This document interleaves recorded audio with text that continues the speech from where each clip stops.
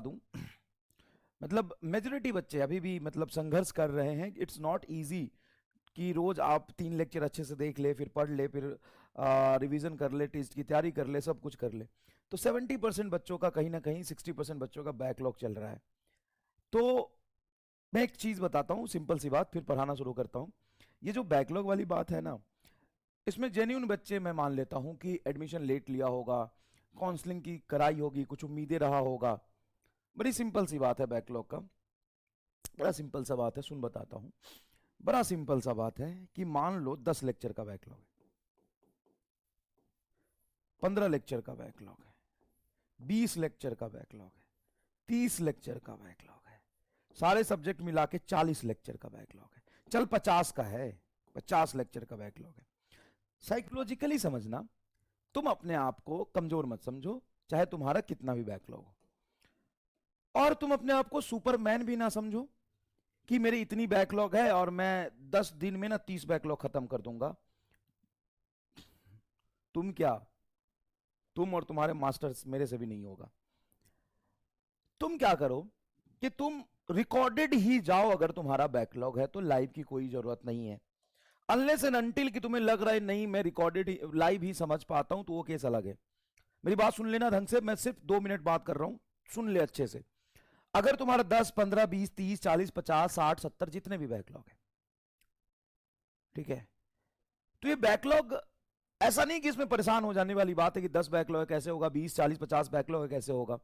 दूसरी बात, अपने आप को सुपरमैन भी नहीं समझना। तुम क्या, तुम्हारे मास्टर से भी बैकलॉग क्लियर नहीं होगा। मेरी बात सुनो, पहली चीज, अगर तुम्हारा बैकलॉग है तो तुम रिकॉर्डेड ही देखो, कोई मतलब नहीं है लाइव देखने का। लेकिन तुम्हारा ये है कि नहीं मुझे लाइव ही पसंद है, लाइव ही मैं देखूंगा, तो वो केस अलग है, 1-2% बच्चों का होगा। अगर तुम्हें लाइव में भी समझ में आता है, रिकॉर्डेड में भी अच्छे समझ में आता है, सबसे ज्यादा इंपॉर्टेंट है कंसेप्ट सीखना, क्वेश्चन की प्रैक्टिस हो जाना, समझ आना, ये 3 इंपॉर्टेंट चीज है।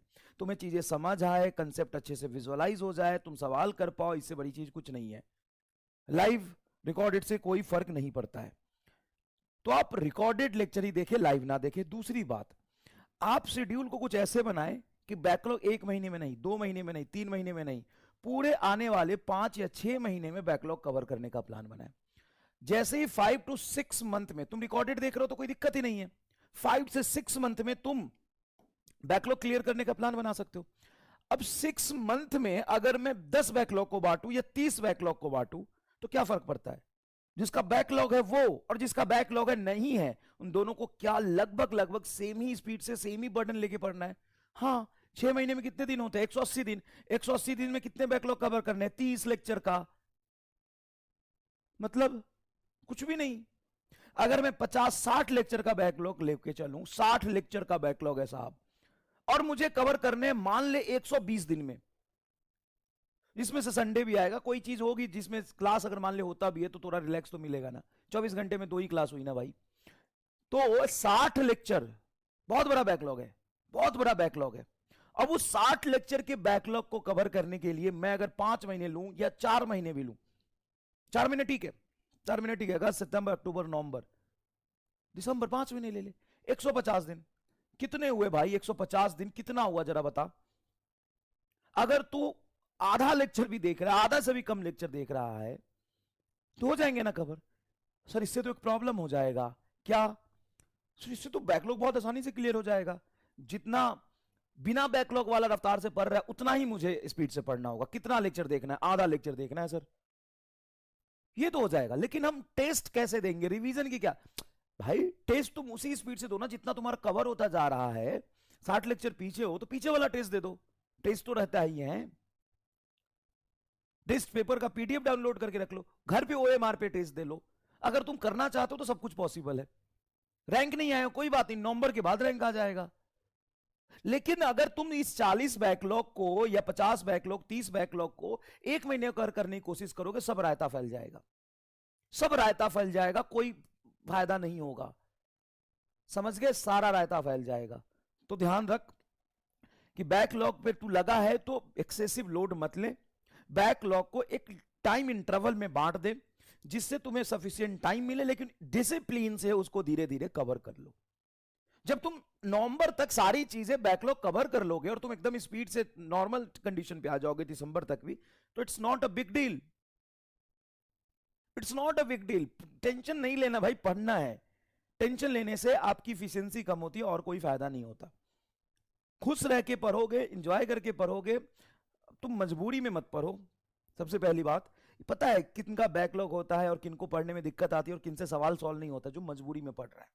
आज भी उन बच्चों की जनसंख्या कम नहीं जो मजबूरी में पढ़ रहे हैं। मजबूरी में मत पढ़ो, पेन लेके मत पढ़ो, फ्रस्ट्रेट होके मत पढ़ो, दुखी मन से मत पढ़ो। अगर ऐसे पढ़ोगे तो कभी भी सिलेक्शन नहीं होना, कभी भी समझ नहीं आएगा, साल भर परेशान रहोगे, दुखी रहोगे, लास्ट में रिजल्ट भी अच्छा नहीं आएगा, कोई फायदा नहीं है। अगर तुमने चूज कर लिया है कि मुझे ड्रॉप लेना है और मुझे डॉक्टर बनना ही है, तो पहले तो सोच ले, अभी भी समय है। 2-3 महीने में कोई दिक्कत नहीं होता। साल भर खराब करने से ज्यादा अच्छा है कि 3 महीने में तुमको अकल आ जाए और तू ये सोच ले कि सच में मुश्किल काम है यार, इस रास्ते पे नहीं चलना। समझ गया? नहीं तो अगर चल रहा है तो अच्छे से चल रहा है तो अच्छे से चलो और तुम कर सकते हो। दूसरी बात एक लोगों का, मेजोरिटी लोगों का जिनका कोई बैकलॉग नहीं है, उनकी एक अलग समस्या है। जिनकी कोई बैकलॉग नहीं है, उनकी एक अलग समस्या है। सर आप सिलेबस कब तक कराओगे? अगर सिलेबस आप मार्च तक कराओगे तो हम रिवीजन कैसे करेंगे? सबसे बड़ी समस्या है। सुन, आजकल ना मैं देख रहा हूं, हमने भी जितने बच्चे को पढ़ाए हैं, वो बच्चे सेलेक्ट होने के बाद सबको यूट्यूबर बनना है। अरे बनना कोई प्रॉब्लम नहीं है, लेकिन यूट्यूबर बनने की जल्दी इतनी काहे है? तुम भगवान नहीं बन गए हो, सेलेक्ट हो गए हो तो इस बार भाई, तुमने अगर 620 नंबर लाया है, कोई अगर 580 नंबर लाया है, तो उसको गाइड करने की कैपेबिलिटी अभी आप में नहीं हुई है। हो सकता है कई लोग इस बात से बुरा मानेंगे, लेकिन बात समझिए, उतना ही गाइड करिए, उतना ही बोलिए जितना जस्टिफाइड है। मेंटरशिप करने के चक्कर में ना, यूट्यूब पे व्यूज लाने के चक्कर में ना, कुछ भी बकवास मत करिए। पता नहीं, बनना है बनना भाई। मैं आपके पैशन को और उस चीजों को मतलब डिमोटिवेट नहीं कर रहा। मैं बस ये कह रहा हूं कि अगर आपने 640 नंबर लाए हैं और कोई 550 नंबर लाया है या 570 580 नंबर लाया है, तो आप में और उसमें बहुत ज्यादा डिफरेंस नहीं है। वो मेहनत करके कर लेगा, आप उसको ज्ञान मत दीजिए ज्यादा। हाँ, आपको यूट्यूबर बनना है, आपका पैशन है, तो थोड़ा सा आराम से रिसर्च करिए और हर एक शब्द बोलने से पहले 1000 बार सोचिए कि वो लाखों बच्चा बैठा है जो आपकी वर्ड से वो मिसगाइड हो सकता है, उस वर्ड से डिमोटिवेट हो सकता है। भाई मैं भी करता हूं, लेकिन मेरे से बच्चा रोज मुझे सुनता है तो मेरे हर बात को रिलेट कर पाता है वो। मैं भी कभी कभी गलत होता हूं, ऐसा नहीं है। और मैं कभी ऐसी गलती करता हूं शायद, तो मुझे दुख ही होता है, मैं भी परेशान होता हूं कि नहीं ये मुझे नहीं बोलना चाहिए। लेकिन आपके हर एक बात से ना, हर एक गाइडेंस से ना बहुत बड़ा फर्क पड़ता है। सर आपको फर्क नहीं पड़ता, आपको 2000 व्यूज आ जाएंगे, लेकिन उन बच्चे जो तैयारी कर रहे हैं ना, वो डिमोटिवेट हो सकते हैं, वो मिसगाइड हो सकते हैं। उनका फ्यूचर है, उनका भविष्य है भाई। मत बनवाओ। और अगर बनो तो भाई धीरे धीरे आराम से देख लो। बनना तुम 2-3 साल, 1 साल समय लगाओ, 5 महीने थोड़ा रिसर्च करो, फिर बनना, धीरे धीरे बन जाना, कोई दिक्कत नहीं है। लेकिन व्यूज के चक्कर में हर दिन आके मत बोलो ऐसे रिवीजन करना होता है, ऐसे सिलेबस खत्म करना होता है, वैसे ये करना होता है, ऐसे डैश करना होता है, डैश डैश करना होता है। भाई रिसर्च करके बोलो, इट्स जस्टिफाइड। अभी तुम सेलेक्ट हुए और 1 महीने में तुम यूट्यूबर बन जाओगे।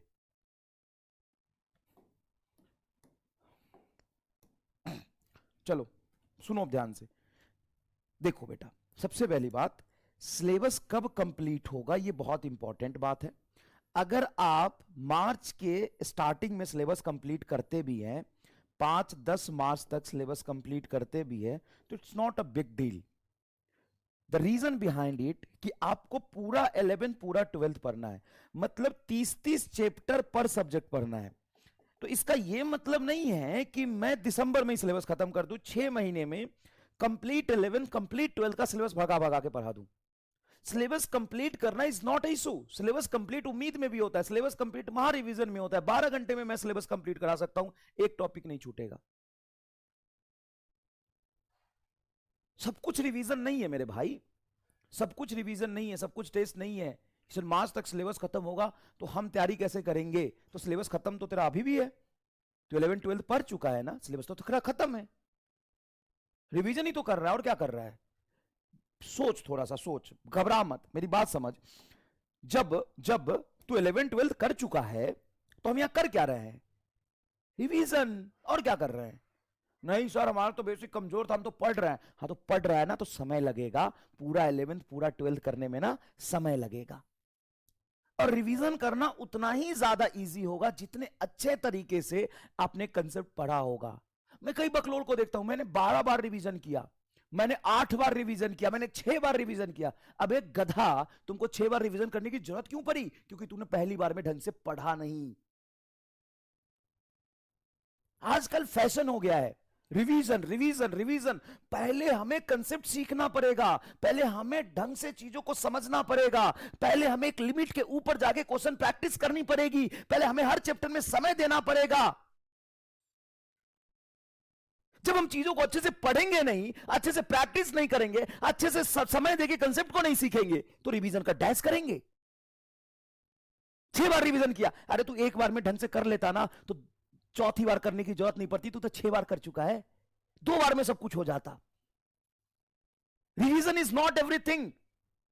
पहले कंसेप्ट को पढ़ो, रिवीजन जरूरी है, लेकिन सिर्फ रिवीजन जरूरी नहीं है।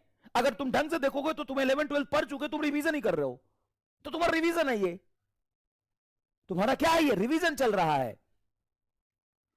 तो सबसे रिवीजन से पहले एक स्टेप जरूरी है जिसको बार बार आप भूल जाते हो, बार बार भूल जाते हो, वो है कंसेप्ट को अच्छे से समझना। और 30 चैप्टर पूरा 11th पूरा 12th के कंसेप्ट को अच्छे से समझना, पढ़ना, प्रैक्टिस करने में समय नहीं लगेगा क्या? लगेगा। तो भाई यहां पे पहले समय देके, टाइम देके आप फिर एंड तक चलो, सिलेबस को अच्छे से कंप्लीट करो। एंड दूसरी सबसे इंपॉर्टेंट बात, किसने बोला है रिवीजन सिलेबस कंप्लीट होने के बाद ही होता है? रिवीजन सिलेबस कंप्लीट होने के बाद ही होता है, ये किसने बोला है? आप यहां पर जैसे जैसा सिलेबस रनिंग में है पीछे से रिवीजन करते चले।